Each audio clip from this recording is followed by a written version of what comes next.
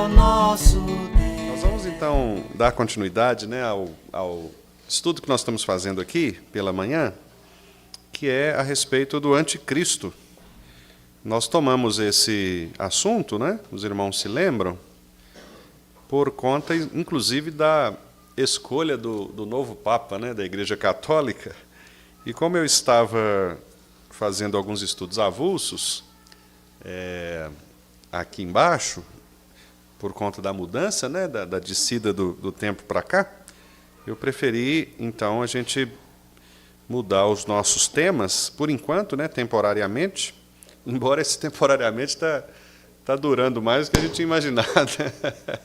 Eu imaginei que seriam menos domingos, então acabou que eu peguei estudos avulsos pensando que seriam avulsos mesmo, mas acabou virando uma pequena série, né, sobre a primeira carta de João, que eu tenho abordado tanto no domingo pela manhã quanto na quinta-feira, embora eu esteja alternando os assuntos. Na quinta-feira a gente está falando mais a respeito da ideia de João a respeito do amor, né, do amor ao próximo e do amor a Deus, sobre todas as coisas, e da maneira como João relaciona esses dois temas, né, que é fundamental na primeira carta, né. João está preocupado em mostrar para aqueles irmãos que, quando eles falam que amam a Deus, eles precisam demonstrar isso no amor prático a seus irmãos, né, aos seus próximos. Porque na própria argumentação de João ele diz, olha, ninguém pode dizer que ama a Deus se não é capaz de amar o seu irmão que está pertinho ali, né, que está próximo ali. Então, é uma forma, né, de Deus nos levar a refletir sobre isso. E na escola dominical eu tenho pegado um outro aspecto também da primeira carta, que é a relação que João estabelece com o anticristo, né? Ou com as falsas doutrinas, melhor dizendo. E aí nós já vimos o problema do gnosticismo, que era muito comum naquela época, a luta de João contra os gnósticos, né? E a gente acabou coincidindo ali com o tema do anticristo, especialmente naquela semana da eleição do Papa de Roma, né? Porque nós sabemos há muitas dúvidas em relação a isso, né? E, inclusive a nossa confissão de fé, a Confissão de Fé de Westminster, afirma textualmente que o Papa de Roma é o anticristo, né? Então, por isso eu quis trazer aos irmãos uma abordagem em relação a essa temática. Então, eu vou convidar os irmãos para a gente abrir aqui na primeira carta de João, não é, no capítulo 4, porque depois que João fala a respeito do anticristo, no capítulo 2, ele faz um parênteses, lá no capítulo 2, os irmãos, antes de abrir no capítulo 4, especialmente para aqueles irmãos que estão visitando, né, que estão vindo agora, apenas para que vocês possam contextualizar, para não ficar perdido, né, no assunto. Na primeira carta de João, capítulo 2, versículo 18 em diante, ele fala a respeito do anticristo. E ele fala que esse anticristo, ele fala anticristo no singular, não é? O anticristo, e fala também de anticristos, no plural. Eu disse aos irmãos que este anticristo de quem João fala aqui está muito relacionado ao Império Romano da época, né? Que era exatamente o poder político que se levantava contra o cristianismo. Então, o anticristo ali, ou seja, a força maior, principal, que se opunha ao cristianismo, era o Império Romano, o imperador de Roma. E os anticristos eram aqueles que acabavam seguindo, né, essas mesmas as mesmas ideias e a mesma metodologia, com a finalidade de perseguir os cristãos, inclusive os falsos mestres, que eram aqui vários, né? Dentre eles os gnósticos, que era aquele grupo que estava começando a surgir e que tentava misturar a filosofia grega com o cristianismo, algo que era impossível de se fazer, especialmente nos termos em que eles queriam fazer. Por exemplo, considerar que a divindade de Jesus não poderia estar presente no corpo de Jesus, porque corpo e espírito são duas coisas diferentes, O corpo é uma coisa má, o corpo é matéria, o corpo ele vai se deteriorar, e o espírito ele é elevado, ele é perfeito, ele é puro. Então, para os gnósticos, era impossível que a divindade de Jesus, que a divindade ocupasse o corpo de Jesus. Então, eles começavam a pregar esse tipo de situação, e com isso, obviamente, eles negavam a pregação do Evangelho, né, a pregação cristã, que afirmava exatamente o contrário, afirmava que Cristo era corpo e espírito ao mesmo tempo, ele era homem e Deus ao mesmo tempo. A divindade habitava o corpo de Jesus, né, e nós acabamos de ler, inclusive, aqui no Evangelho de Lucas, esta demonstração de autoridade, de poder de Jesus. Jesus dizendo, olha, então, já que vocês estão reclamando que eu estou perdoando pecados, eu vou demonstrar isso de outra maneira. E aí ele cura, né, aquele paralítico com uma palavra de poder. Então, os gnósticos tentavam fazer isso. E João diz que eles saíram do nosso meio, né, versículo 19, eles saíram do nosso meio, mas não eram dos nossos. O que significa isso, sair do nosso meio? Porque naquela época era muito comum haver os chamados simpatizantes do cristianismo, né? Simpatizantes do Evangelho, pessoas que eram que ouviam o Evangelho. Lá na carta aos Hebreus, por exemplo, nós ouvimos falar sobre isso, né? Daquelas pessoas que chegavam a ser membros das igrejas evangélicas, né?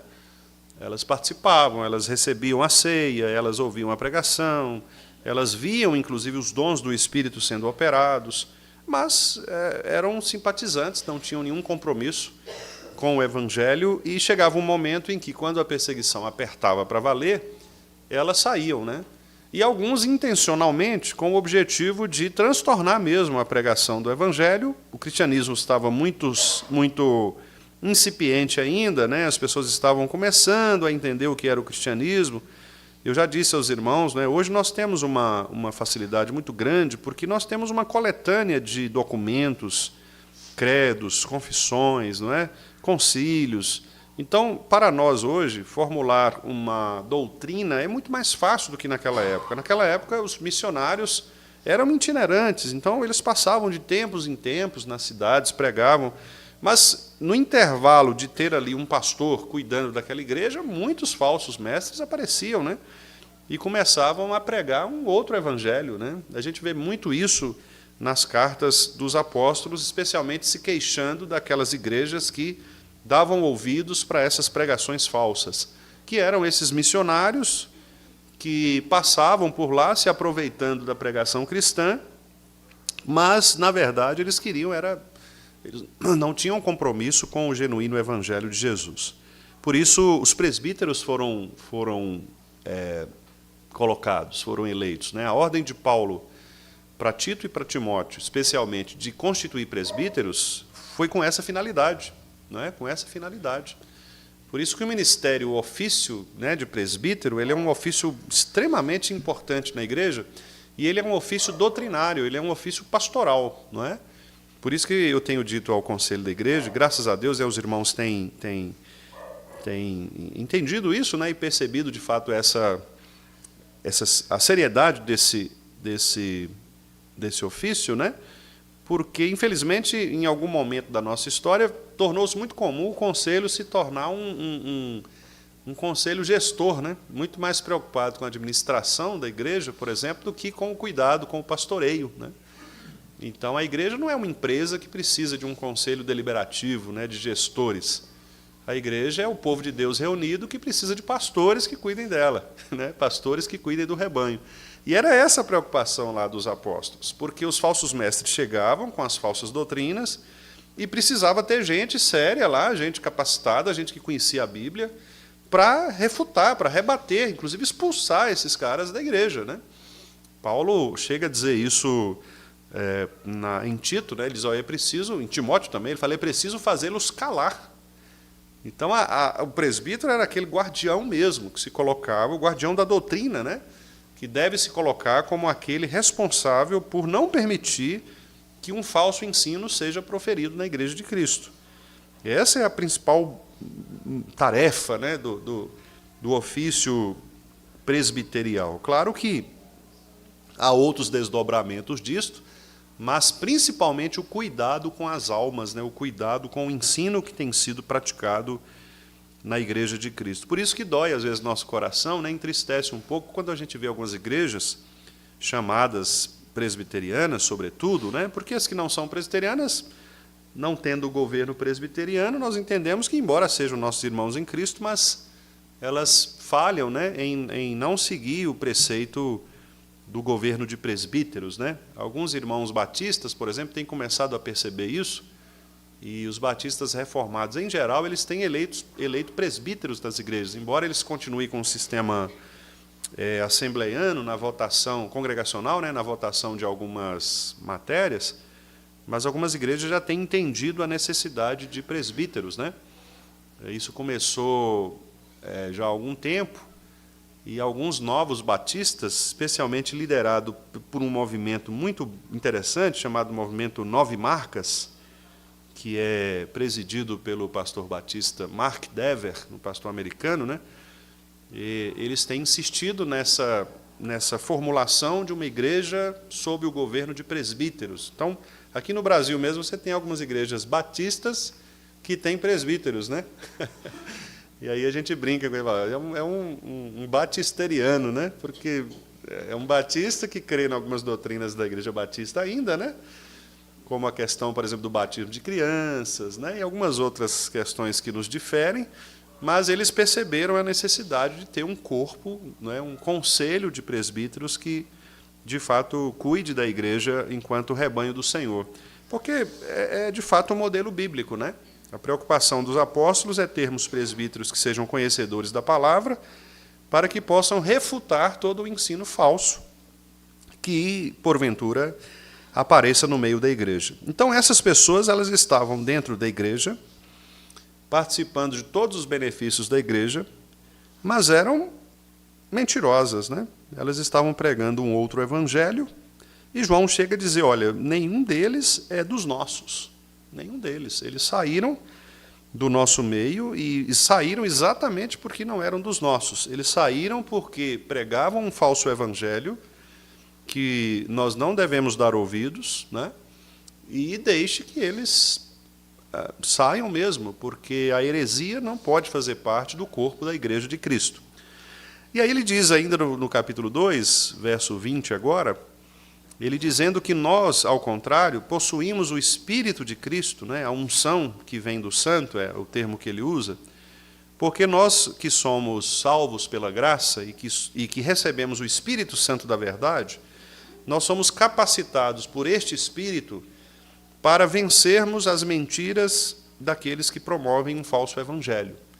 Então, o verdadeiro crente, ele está protegido pelo Espírito Santo de Cristo, que atua no seu coração, a ponto de revelar a ele as verdades do Evangelho e de impedir que ele valide afirmações falsas, afirmações doutrinárias falsas.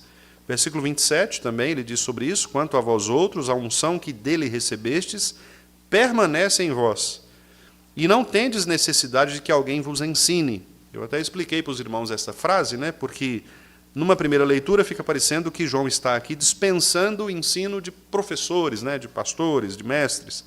Mas não é nesse sentido. O que ele quer dizer é que o Espírito Santo de Cristo é suficiente para dar ao crente o entendimento, né, o discernimento espiritual, para que ele possa discernir entre as coisas que são falsas e as que são verdadeiras. Então, o Espírito de Cristo é o nosso mestre, é o nosso professor, por excelência.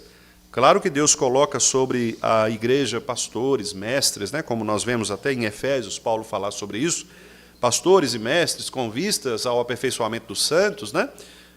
É necessário que haja professores, que haja pastores, que haja mestres, que haja evangelistas, mas o que João está dizendo é que, na verdade, todos nós somos alunos do Espírito Santo, inclusive os pastores, os professores, né, os mestres. Nós devemos ser alunos do Espírito Santo, porque o conhecimento aqui não é só um conhecimento teórico, técnico, um conhecimento acadêmico, um conhecimento de uma doutrina formulada ali numa academia, né? Mas é uma compreensão do coração.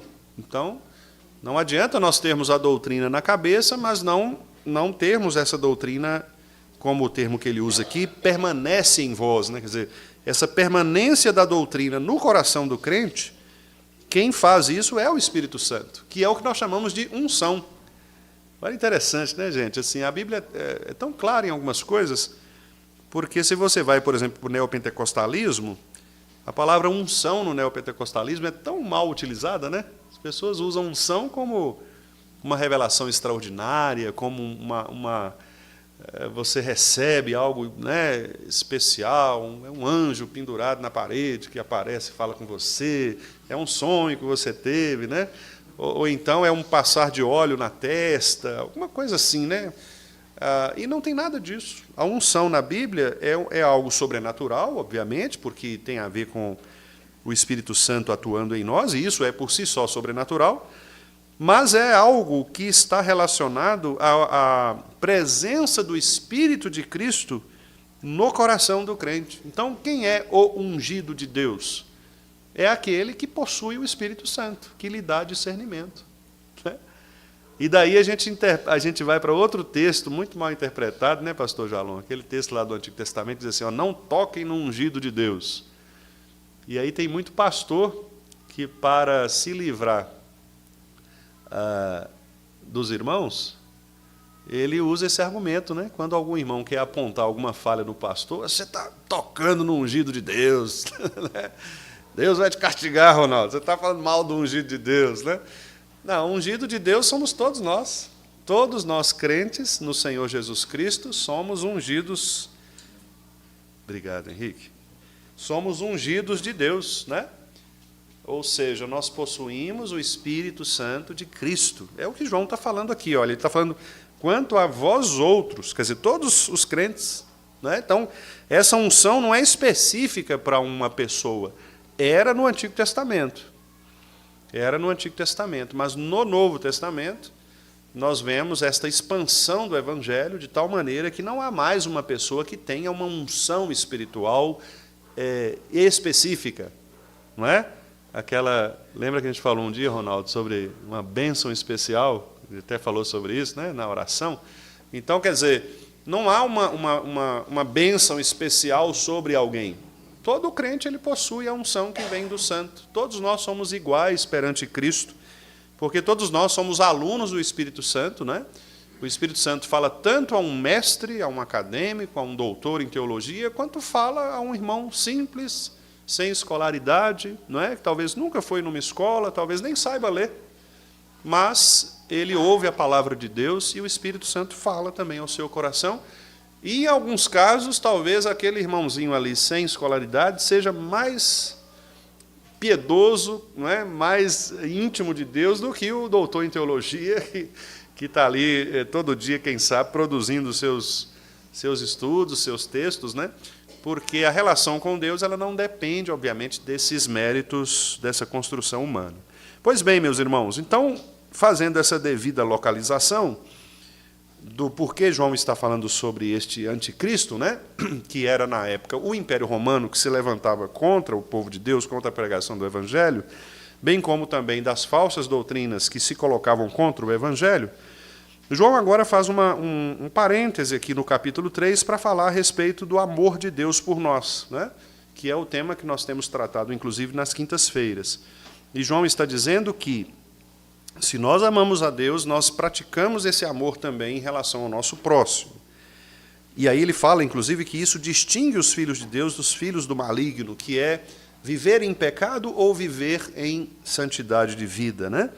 E depois ele recomeça, e aí que fiz toda essa introdução para chegar agora no capítulo 4, porque agora ele retoma o tema do anticristo e dos falsos profetas, né?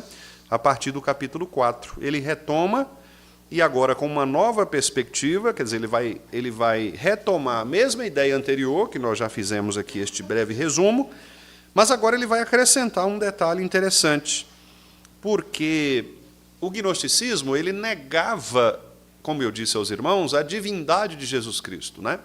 Ele negava a pessoa de Jesus Cristo. Ele negava que Jesus fosse o Cristo. Então é como se eles separassem o Jesus divino do Jesus humano. Então o Jesus humano para o gnóstico era um homem comum. E, em algum momento, ele recebia esse poder iluminado essa unção para operar algum tipo de milagre. Mas não era isso que o cristianismo ensinava. O cristianismo ensinava que Cristo, ele permanece Deus, homem, do início ao fim, não é? Então, para combater essa heresia, que depois, irmãos, vai se tornar uma heresia, inclusive de uma discussão muito profunda dos primeiros pais da igreja, e eu estou evitando aqui termos técnicos, né, porque não é o nosso objetivo aqui, nesse momento, fazer uma aula, né, de teologia sistemática, propriamente, mas há nomes muito específicos que definem essas teorias, né? A gente chama de docetismo, que era uma forma, era uma variação do gnosticismo, e há outros ismos, né, sabelianismo, e outros ismos que eram perspectivas sobre a pessoa e a obra de Cristo. E essa discussão ela tomou conta dos primeiros séculos da igreja cristã de uma maneira que os irmãos não fazem ideia, né? Ali nos primeiros séculos ali era só sobre Cristo, né? A discussão era só sobre Cristo. E dá para entender, né? Porque Cristo era novidade, era uma nova religião que estava surgindo. Então as pessoas queriam entender sobre ele. Lembra do diálogo de Paulo lá no Areópago, né? Paulo começa a falar e tal, daqui a pouco Paulo fala de ressurreição. Aí o pessoal, não, isso aí a gente ouve depois, né? Porque era novidade, né? Falar dessas coisas era novidade. Então essa discussão ela vai passar muitos séculos iniciais da nossa história, sobretudo os 3, 4 primeiros séculos, a gente vai ter muita discussão sobre isso.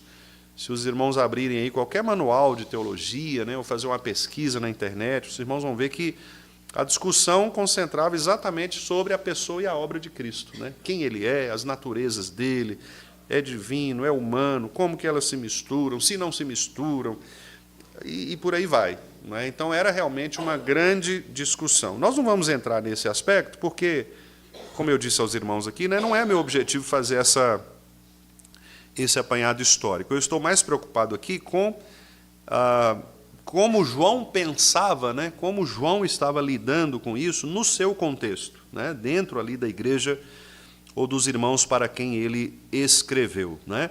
Então, a gente percebe o seguinte, que aqui ele volta a essa pauta, né, que ele já tinha lá tratado no capítulo 2, né, como os irmãos perceberam. Ele tinha dito ali que, de maneira muito clara, né, o perigo da igreja cristã dar ouvidos a esses falsos ensinos, né? Ele afirmou, inclusive, que a mentalidade cristã estava crescendo. Olha o que ele diz aqui no versículo 4. Perdão, no versículo 1 do capítulo 4. Ele diz assim, ó: amados, não deis crédito a qualquer espírito, antes provai os espíritos se procedem de Deus. E aí ele diz agora, ó, porque muitos falsos profetas têm saído pelo mundo fora. Então essa expressão que ele usa aqui, né, muitos, significa que João estava mesmo preocupado com este crescimento de uma mentalidade anticristã. E é interessante isso, né, irmãos? Porque hoje, quando a gente discute, né, sobre esses temas religiosos, os irmãos fazem a mesma afirmação, não fazem? Nossas conversas diárias, elas são nesses termos. Não é de dizer, gente, olha como é que tem crescido, né, a mentalidade anticristã, as pessoas não querem mais saber de Deus, saber de Cristo. Mas naquela época era assim também, meus irmãos. Naquela época era assim também, não é? Talvez não tivesse, talvez não, obviamente não tinha, né? Não havia a divulgação, a propagação que nós temos hoje, porque hoje a pessoa faz uma live, não é? Usando a internet, e ela é ouvida pelo mundo inteiro. Então, obviamente, isso não tinha na época, né? Não havia essa propagação tão rápida. Mas havia, do mesmo jeito, falsas doutrinas, havia falsos mestres da mesma forma como nós temos hoje, não é? Se hoje a gente discute, a igreja tal, ela é uma igreja que destoa do Evangelho de Cristo, eu tenho certeza que lá também, na época, os apóstolos e presbíteros falavam sobre isso, não é? O pessoal lá de Filadélfia falava assim, gente, turma de Laodiceia está complicada, viu, senhor Edson? O pessoal lá está, olha, o pastor de lá está permitindo uns negócios meio complicado, né? Até banda de carnaval tem. né? A gente fala sobre isso. É comum, era comum. É porque hoje as coisas são mais divulgadas, né? com maior velocidade. Mas na época, irmãos, era fragmentado do mesmo jeito. Havia os mesmos problemas, né? Por isso que eu brinco com os irmãos e falo assim, ó, tem gente que fala, eu quero voltar lá para a igreja primitiva. Não adianta nada, a igreja primitiva era tão bagunçada quanto, ou talvez até pior, porque lá no caso você ainda tinha que morrer, né? Estava perseguido. Aqui, pelo menos, a gente, por enquanto, nós não estamos morrendo, né? Mas era complicado, a igreja primitiva era extremamente difícil. Leia a carta de Corinto, por exemplo, olha a confusão que era a igreja de Corinto, né? Gálatas, pessoal voltando para o judaísmo, Paulo chateado, né? Paulo dizendo, olha, eu estou admirado com a velocidade com que vocês estão voltando, né? Passando para outra coisa que nem é o evangelho. Então, era uma confusão, né? Então, assim, os irmãos tinham essa mesma percepção da época. Como eu disse, obviamente, não com tanta velocidade e clareza como nós temos hoje, por causa da tecnologia que nos ajuda muito, mas eles estavam tão preocupados quanto nós estamos hoje, não é? Com o avanço da falsa doutrina, com o avanço dos propagadores dessa mentalidade anticristã que tinham saído do meio da igreja. Hoje a gente vê, por exemplo, né, pessoas que se apostatam do evangelho. Há casos de pastores presbiterianos voltando ao catolicismo romano, por exemplo, né? Um caso muito emblemático, muito famoso, aí foi um pastor da IPB, professor de seminário lá de Recife, né? Que voltou ao catolicismo romano, né? Se declarou católico e tal, dentro da nossa casa, né? Dentro da igreja presbiteriana. E outras pessoas, membros da igreja presbiteriana. E a gente fica assim assustado, né? Mas, do mesmo jeito, existem também católicos que têm se convertido ao cristianismo e têm vindo para as nossas igrejas. Então, é o que acontecia na época. Na época era a mesma coisa. Na época, tinha aqueles líderes que estavam na igreja evangélica, né? Usa esse termo moderno, né? Na igreja cristã, e que também se apostataram. Olha o que Hebreus 6 diz lá, né? Vocês experimentaram da pregação, vocês viram o poder do Espírito, mas saíram, negaram, né? E se apostataram da fé. Então, esse é um movimento, irmãos, comum, tanto na época bíblica quanto hoje. Não é? Como eu disse, a diferença é que hoje a gente percebe com maior velocidade, né? Porque nós temos aí os meios de comunicação que nos ajudam muito a... Não é? Em um segundo você consegue aí propagar uma heresia, né?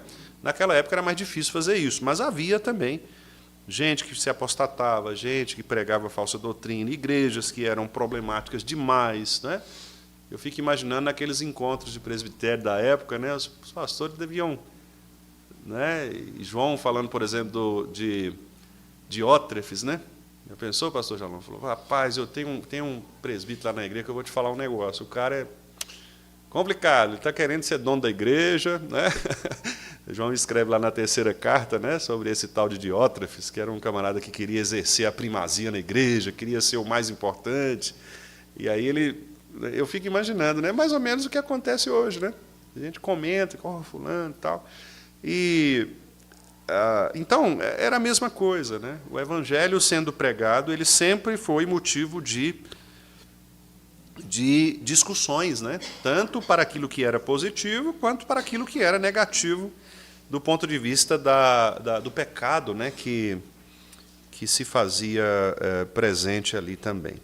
Eu escrevi aqui, inclusive, o seguinte, eu disse assim, olha, que eram aqueles que tinham ouvido o Evangelho, participado de suas graças, mas rejeitaram o verdadeiro Evangelho e deram lugar à idolatria. Para esses, não havia mais possibilidade de restauração, porque eles escolheram o caminho da mentira, eram chamados de servos do diabo, né? João fala isso no capítulo 3, que a gente viu aqui na quinta-feira, numa das quintas-feiras, e obedecem às suas inclinações, não é? Olha aqui no capítulo 2, versículos 18 e 19, por exemplo, né? Que a gente mencionou. Vamos ver só o 19. Ele fala assim, eles saíram do nosso meio, entretanto não eram dos nossos, porque se tivessem sido dos nossos, teriam permanecido conosco. Quer dizer, ele está dizendo o seguinte, olha, se eles fossem eleitos mesmo, se fossem crentes mesmo, eles ficariam conosco, não é? Mas, né, todavia, eles se foram para que ficasse manifesto que nenhum deles é dos nossos. Quer dizer, eles saíram para se apostatar da fé, para pregar um outro evangelho, exatamente porque eles não são dos nossos, eles não são eleitos, eles são ímpios, infiltrados dentro da igreja, e isso acontece, irmãos, até hoje. Por isso a gente não pode se assustar, embora a gente fique surpreso algumas vezes, né? Mas a gente não pode se assustar de pessoas que talvez até ocuparam mesmo cargos de importância, né, no sentido eclesiástico, e que abandonaram, não é? Pode ser pastor, pode ser presbítero, qualquer pessoa, né? Ela é passível de estar enganada a respeito do verdadeiro evangelho e se apostatar. É óbvio que isso é uma tristeza para nós, especialmente se é alguém próximo de nós, mas isso acontece, isso pode acontecer, né? Aconteceu na época de João, aconteceu na época dos grandes avivamentos, da reforma, e acontece hoje, não é? Acontece hoje. Então, nós não devemos ficar surpresos se, porventura, isso nos ocorrer em alguma situação próximo de nós, né, com alguém que a gente goste. Por isso, nós devemos estar vigilantes e orando uns pelos outros, e acompanhando, pastoreando uns aos outros, porque o risco sempre acontece, o risco sempre existe, né? O risco sempre existe. Eu, infelizmente, presenciei uma situação assim com um presbítero, um colega presbítero. Eu era presbítero também na época, regente, e ele era presbítero, né, regente junto comigo, e hoje ele é um anticristo. Ele saiu, abandonou a fé, e abandonou a esposa, os filhos, abandonou tudo. Anda por aí, né? Pelo mundo aí, trabalha normalmente, mas não quer saber de igreja, de fé, nada disso. E foi uma pessoa que militou conosco, chegou a participar de reunião do Supremo Concílio. Assim, gente, né, que você não dizia que poderia sair, mas saiu. O que fazer, né? Obviamente, essa escolha divina, ela é, como nós sabemos, soberana e secreta. Então, é por isso que Jesus nos ensinou a observar a árvore pelos frutos, né? Porque à medida que o bom testemunho ele é produzido, você vai reafirmando ou constatando a fé daquela pessoa, né? À medida que ela passa a produzir frutos cheios de bicho, né? Frutos podres, frutos que não são mais comestíveis, aí você começa a acender uma luz, dizendo, olha, essa árvore aí está bichada, né? Essa árvore está meio apodrecida, né? E aí você pode ser uma indicação de alguém que realmente não fazia parte, né, do verdadeiro evangelho. É triste, mas acontece. Aconteceu na época de Jesus, dos apóstolos, e acontece hoje também. Eu continuo aqui dizendo o seguinte, irmãos, eu estou seguindo aqui o meu texto, né? E eu digo aqui o seguinte, os anticristos, e aí eu coloco assim, não apenas pessoas, mas a mentalidade anticristã, né? Porque há uma discussão sobre isso também, o anticristo é uma pessoa, né? Ou pode ser, por exemplo, um governo, pode ser, por exemplo, um trono, não é? Por exemplo, como o papado do catolicismo romano, quer dizer, então quem se assenta na cadeira, né, do pontífice, ele se torna um anticristo porque ele passa a produzir uma pregação anticristã, que foi a mentalidade dos nossos irmãos puritanos, né? Por que os puritanos eles registraram na Confissão de Fé que o Papa é o anticristo? Porque no contexto dos puritanos, no contexto da época, né, da Inglaterra da época, do século XVII, o grande inimigo da fé cristã era o catolicismo, né? Que os papas, juntamente com os reis, se levantavam para oprimir, para perseguir os cristãos, e especialmente os cristãos reformados, os cristãos puritanos, né? Então, por isso eles entendiam, como João entendeu que nesse período aqui o anticristo era o Império Romano, os nossos irmãos puritanos entenderam que naquele momento o anticristo era aquele que se assentava no trono de Roma, né? Então, por isso nós temos tanto pessoas quanto mentalidades, né? Eu disse aos irmãos aqui semana passada, por exemplo, sobre as filosofias marxistas, né? O Supremo Concílio, na última reunião, claramente disse que é incompatível a fé cristã com qualquer tipo de ideologia marxista, ideologia de filosofia marxista, né? Então, é uma mentalidade anticristã. Se você adota uma mentalidade marxista nos seus pressupostos, você está militando contra o Evangelho. Não é? E não é só o marxismo. Há outras doutrinas dentro das diversas áreas do saber. Né? Eu citei algumas aqui. Por exemplo, o construtivismo de Jean Piaget. Um pedagogo, por exemplo, que trabalha com as perspectivas do Jean Piaget, ele precisa verificar muito bem essa teoria. Por quê? Porque, na sua base, o Piaget apresenta problemas graves em relação aos pressupostos cristãos. Não é? Por exemplo, a ideia de quem é o homem, a antropologia, né? Quem é o homem, quem é a criança com quem o professor está lidando ali.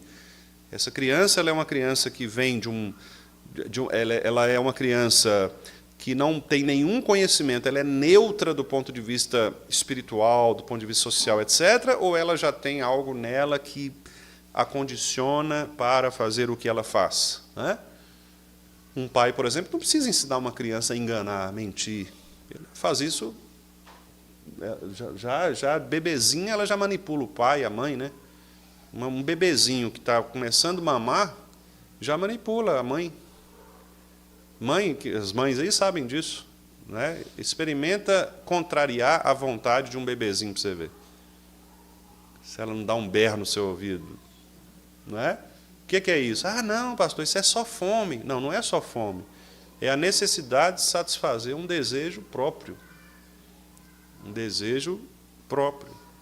Que já é uma marca do próprio egoísmo, da própria centralização em si, que é uma marca do pecado. Ah, mas a criancinha não é consciente do pecado. Sim, ela não é consciente do pecado ainda. Mas o pecado está lá. Ela não é consciente de muitas coisas, não é só do pecado, não. Mas o pecado está lá. A questão de a hipótese de não ser consciente não implica que você não tenha cometido determinado pecado, determinada falha, né? Então há muitas teorias por aí na pedagogia, na psicologia, na sociologia, nas ciências das religiões, várias, que são anticristãs. Né? E o papel do cristão, a meu ver, é exatamente fazer este filtro, não é? E não permitir adotar mentalidades que sejam anticristãs. Não é? Você não pode... Você, por exemplo, é um terapeuta cristão. Mas você não pode, como um terapeuta cristão, adotar uma perspectiva que seja uma perspectiva contrária à fé cristã. Porque senão tem uma incoerência nisso. Como é que você é um cristão e você adota um método não cristão de abordagem com a pessoa que você quer tratar? Ah, pastor, mas eu não posso evangelizar na minha terapia. Sim, tudo bem, compreendo isso. Mas você é consciente para perceber que o pressuposto da sua terapia é um pressuposto antibíblico. Como é que você lida com isso? Como é que você lida com o fato de que você está adotando um pressuposto antibíblico num tratamento que você sabe que o problema da pessoa não é um problema que aquela terapia está apontando, mas é um problema espiritual? Como é que a sua consciência fica em relação a isso? Entendeu? Como é que você vai lidar com isso? Não é? Chega no seu consultório lá um transexual. Como é que você vai como é que você vai tratar o transexual ignorando o fato de que é um pecado? Percebe como que é um negócio seríssimo? Seríssimo. Então, João estava preocupado com isso. Essas teorias, essas mentalidades, essas pessoas que ocupam poder, que ocupam a cultura, a mentalidade do mundo, elas militam contra Cristo. Militam contra Cristo. E aí eu disse aqui o seguinte: os anticristos, não apenas pessoas, mas mentalidade cristã, anticristã também, estão presentes em todo lugar do mundo. É a negação absoluta do reinado de Jesus Cristo, do governo de Deus sobre as coisas. É a tentativa do homem de reafirmar os elementos da queda. Quais são os elementos da queda, meus irmãos? A emancipação de Deus e, consequentemente, o governo sobre si mesmo e sobre os outros. A queda nos levou a estes dois pontos. O que Adão e Eva queriam? Emancipar-se de Deus. O que é emancipação? Os irmãos sabem que emancipar é você adquirir governo próprio, né? Então, uma pessoa que é emancipada, por exemplo, ela completa 18 anos, então agora ela tem direito de fazer coisas que ela não poderia fazer até completar os seus 18, porque ela estava sob o governo dos seus pais, né? Isso é emancipação. Adão quis emancipar-se de Deus. Deus tinha uma regra, Deus tinha um controle, mas com a queda eles quiseram ter um governo próprio, né? Que é uma autonomia. Nomia é lei, nomos é lei, auto de si mesmo. Então eles queriam uma autonomia e não uma heteronomia, governo do outro. Hétero é outro, né? Governo do outro, não. Eles queriam uma autonomia. Então eles queriam ser deuses de si mesmos, certo? Tanto que, quando Deus aparece e fala assim, Adão, onde estás? Ele corre e tenta manipular Deus, porque agora agora com a cabecinha emancipada, né? O primeiro grande pensador, né, da época, Adão, que agora ele é o grande filósofo, né, da parada, o que ele faz? Vou dar meu jeito, vou correr aqui, vou me esconder, tentando fugir do Criador e do soberano Deus sobre todas as coisas. Foi inútil, como nós sabemos. Então, essa tentativa de emancipação, de governo de si mesmo, é o que as pessoas tentam fazer até hoje. E os anticristos, eles trabalham, irmãos, nesta mesma intenção. Os irmãos podem reparar que toda pregação anticristã, ela tira Cristo do trono. Ela quer colocar outra coisa. Toda pregação anticristã é uma idolatria. Toda. Ela tira Deus do trono, tira Cristo do trono e coloca outra coisa. O homem, o Estado, qualquer outra coisa. Né? A família, a psique, a saúde, a educação. Entendeu? Porque ela quer tirar Cristo. Esse é o grande objetivo. Tirar Cristo. E, às vezes, a gente tem algumas perspectivas políticas que são bonitas. Eu me lembro daquele político lá de Brasília, o Cristóvão Buarque. Ele falava sobre a educação, né, e falava de um jeito assim bonito, até agradável, né? O Gabriel Chalita, também, lá de São Paulo, foi até secretário, né, de educação na época do governo Alckmin, lá em São Paulo. Falava muito bem, tal, da educação, um negócio bonito, assim, educação que vai transformar e tal. Mas nenhum deles considerava a possibilidade de que uma educação centrada no homem nunca vai transformar o homem. Porque como é que você vai transformar algo que está apodrecido em si mesmo? Dona Célia gosta de fazer comida, né, Dona Célia? Gostosa. Imagina, Dona Célia, a senhora fazer lá uma lasanha e aí, por uma coisa lá, a lasanha perdeu lá, apodreceu. A senhora consegue pegar essa lasanha podre e consertar? Vanessa está chegando, vou. Não tem jeito, tem? O que a senhora tem que fazer? Jogar fora, fazer outra. Ou então, se a senhora fosse Deus, um milagre, né? Na lasanha. Aí só Deus, está vendo? Foi o que Deus fez conosco. O centro do ser humano, ele está corrompido. Então, como é que você vai partir do que está corrompido para consertar o corrompido? É impossível. Toda teoria antropológica, ou seja, que considera o homem como centro, ela é anticristã. Toda. Pastor, mas você está exagerando. Então, vamos testar. Pode escolher qualquer uma que você quiser aí, que a gente testa. A gente conversa sobre isso. Qual teoria centrada no homem dá resultado? Nenhuma. Todas as teorias centradas no homem, elas são anticristãs. Porque ou Cristo se assenta no trono do universo, ou outra coisa se assenta. E aí, nós não podemos separar as esferas, né?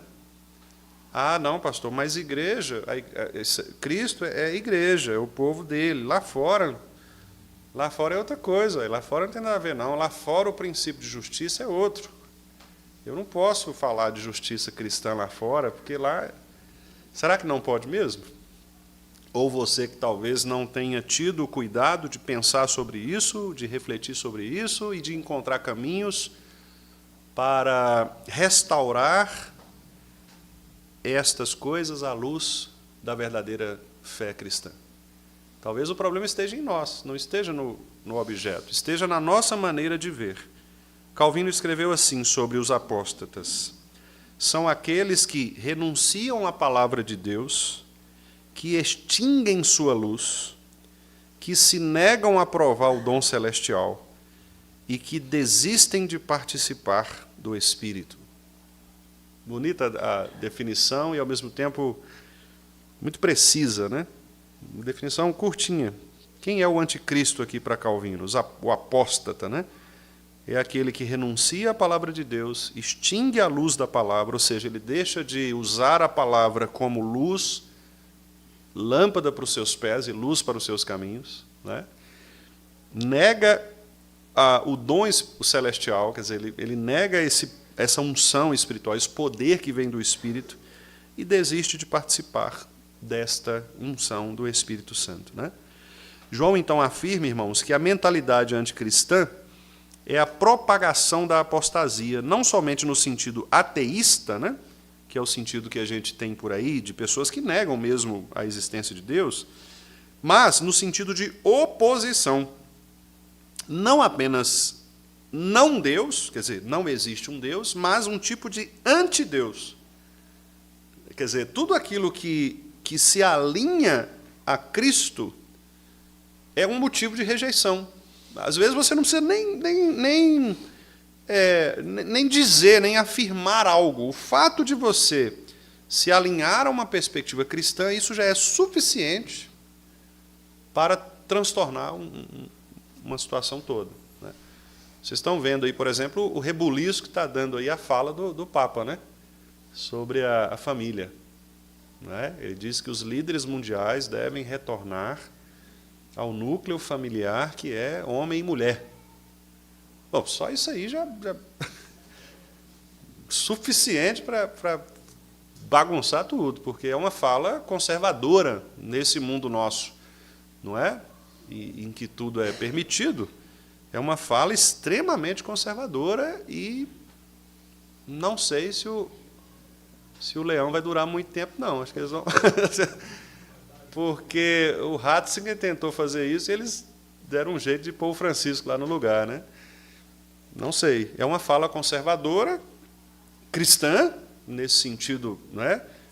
Obviamente cristã, e só isso é suficiente para balançar o inferno. Não é? Balançar o inferno. O anticristo é aquele que, na maioria das vezes, ouviu o Evangelho, leu sobre ele, chegou a experimentar bênçãos provindas do Evangelho, mas o rejeitou, porque o pecado lhes pareceu mais atraente. O seu coração não foi capaz de reter o ensino verdadeiro do Senhor Jesus como Senhor e Salvador. O seu coração se tornou endurecido diante do que Deus lhe havia ordenado e prometido. Eles se rebelaram contra o amor sacrificial de Jesus Cristo, não aceitando a miséria de seus próprios corações, não os qualificaram como pecadores, né? Quer dizer, eles mesmos se reconheceram como pecadores, e por fim se tornaram incrédulos quanto ao poder de transformação genuína por meio da nova vida em Cristo Jesus, Redentor e Senhor. Na argumentação de João, é clara a advertência introdutória, assim como foi feita lá no capítulo 2, que nós já vimos, né? Para que tenhamos cuidado com a entrada de ensinos falsos. Logo aí na abertura do versículo 4, ele diz: provai os espíritos, né? Não deis crédito a qualquer espírito, provai os espíritos. E aí eu digo aqui o seguinte, é óbvio que espírito aqui não se refere ao ser espiritual propriamente, mas aquilo que provém dele, ou seja, seu ensino, seu legado, aquilo que o espírito anticristão propaga no mundo. Então, João não está pedindo aqui para a gente fazer uma sessão de descarrego, né, e ficar identificando ali que tipo de espírito é aquele, né, você vem de onde, não sei o quê, né? Não é isso que João está falando. João está dizendo o seguinte, o crente ele tem a unção do Espírito Santo para que ele tenha discernimento espiritual de provar, de discernir, de identificar aquele espírito, ou seja, aquele tipo de pregação, aquele tipo de ideia que não se adequa à Escritura. Então, João está dizendo que não devemos dar crédito a qualquer tipo de ideia que apareça. Devemos examinar as ideias, provar se elas se encaixam no ensino da Escritura. E aí eu digo aqui assim, qualquer ideia, política, religiosa, ética, qualquer ideia. Qualquer proposta que seja anunciada por aí, precisa ser analisada à luz das Escrituras. Cristo, que é a verdade, é Ele quem estabelece os padrões conceituais para todas as demais ideias no mundo. É muito interessante, irmãos, porque as ideias, todas elas têm consequências, né? Aliás, esse é o título de um livro, As Ideias Têm Consequência. Todas elas têm consequência. A maneira como você pensa resultará na maneira como você age. Não é? Isso aí, embora a gente não fique durante o dia raciocinando, mas é natural. Isso está na gente. Então, se você crê em alguma coisa, você age de acordo com o que você crê. Isso é natural. Prova, portanto, que se a sua ideia estiver errada, a sua ação também vai estar errada. Entendeu? Se a sua doutrina, né, e aqui eu estou falando doutrina em todos os sentidos, tanto religioso, quanto político, quanto econômico, qualquer que seja, familiar, etc., se a sua doutrina estiver errada, sua atitude vai estar errada. Por exemplo, se você crê que na criação de filhos, os filhos eles não podem ser corrigidos, repreendidos, porque a repreensão, a correção, é uma maneira de bloquear o desenvolvimento do filho, não é? Você vai agir dessa maneira. Então, seu filho não vai receber uma correção de repreensão porque você não quer bloquear as emoções, o aprendizado, etc. Não é? Você age de acordo com o que você crê. Por outro lado, se você é um bruto e você acha que o filho, você tem que espancar seu filho, tem que criar seu filho, torturar seu filho, né, para que ele... Do mesmo jeito, você vai ser um pai, uma mãe extremamente totalitário ali, né, uma pessoa má. Então, a ideia tem consequência. O que você professa, você faz. Calvino, mais uma vez eu vou citar aqui, ele falando sobre Hebreus capítulo 6, versículo 4, quando o escritor aos Hebreus diz que aqueles que saíram do nosso meio, né, eles se apostataram porque não era possível que eles se arrependessem novamente. Olha o que Calvino diz aqui, ele fala assim, qualquer um que entenda a sua força se esquivará facilmente de todas e quaisquer dificuldades. É indispensável que notemos que existe uma dupla queda, uma particular, outra geral. Qualquer um, olha, veja bem essa frase, como que é interessante. Qualquer um que tenha ofendido a Deus de uma forma ou de outra, caiu de seu status como cristão.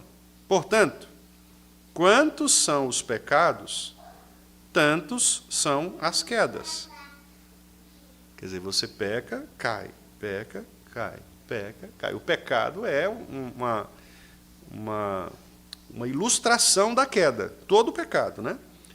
O apóstolo, porém, não está falando aqui de furto, perjúrio, assassinato, embriaguez, adultério. Não é? Ele está citando aqui pecados visíveis, né? Objetivos, pecados, alguns deles públicos, etc. Ele diz, sua referência é uma completa apostasia do Evangelho.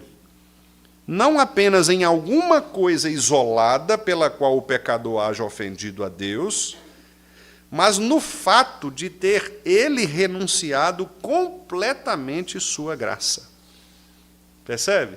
Então isso diferencia o que é o anticristo daquele que não é o anticristo. Porque talvez você fale assim, pastor, mas eu peco também. Nós somos pecadores, sim, somos. Mas como explica o pastor Calvino, nós não estamos falando aqui de pecados pontuais. Nós estamos falando aqui de uma renúncia clara ao verdadeiro cristianismo. A pessoa ela se põe como aquele que agora vai propagar um novo evangelho, um novo método de salvação.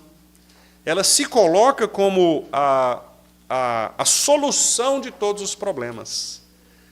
E os grandes pensadores, meus irmãos, as grandes ideias pelo mundo, tiveram essa proposta. Foi o que Karl Marx fez, por exemplo, de reduzir todo o problema da humanidade numa questão de luta de classes entre oprimidos e opressores.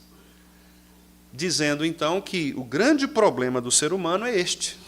Se nós resolvermos o problema econômico de lutas de classes, pelas lutas de classes, tirarmos o poder absoluto e produzirmos uma revolução do proletariado, que é o povo trabalhador, nós aí vamos consertar a sociedade.